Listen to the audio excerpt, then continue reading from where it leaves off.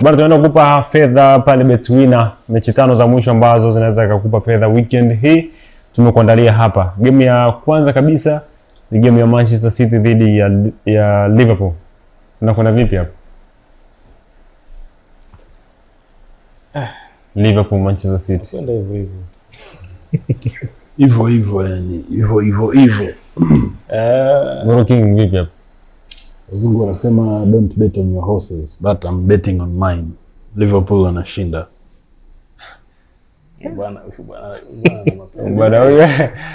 Bwana huyu anazingua sana. Sema wewe au wewe utofautiani na Andrew. Mimi sio kama Andrew. Andrew amezidi bro. Wewe una mahaba na mapenzi. Brother, wanakandwa tena. Liverpool wanakandwa tena. Najua ni vivyo hivyo. Watafungana. Jiji. Watafungana. Atletico Madrid dhidi ya FC Barcelona.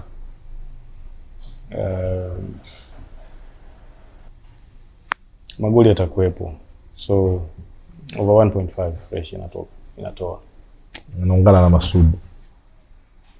Naungana na Moisa kuungana na Masud. Mallorca dhidi ya Real Madrid. Mallorca dhidi ya Real Madrid. Madrid atashinda. Unaungana na Masud. Naungana na Masud. Unaungana na Mallorca watapelekewa pumzi ya moto. Okay. Inter Milan dhidi ya AS Roma. Inter Milan dhidi ya AS Roma.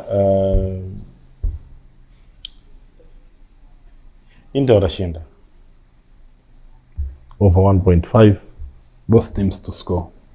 Southampton dhidi ya Arsenal. Arsenal ya viwanda. Na nishati ipo ya kutosha. Ndio. Arsenal watashinda zaidi ya goli moja. Okay. Kwa hiyo odds za uhakika kutoka kwa mabwana hawa watatu ni Arsenal kushinda, FC Barcelona, Atletico Madrid over 1.5 uhakika kabisa, Inter Milan dhidi ya AS Roma over 1.5 uhakika kabisa, lakini game nyingine ni game ya Manchester City dhidi ya Liverpool over 1.5 uhakika kabisa, lakini pia Real Madrid mfuate moja kwa moja. Game time, tuonavyo sisi.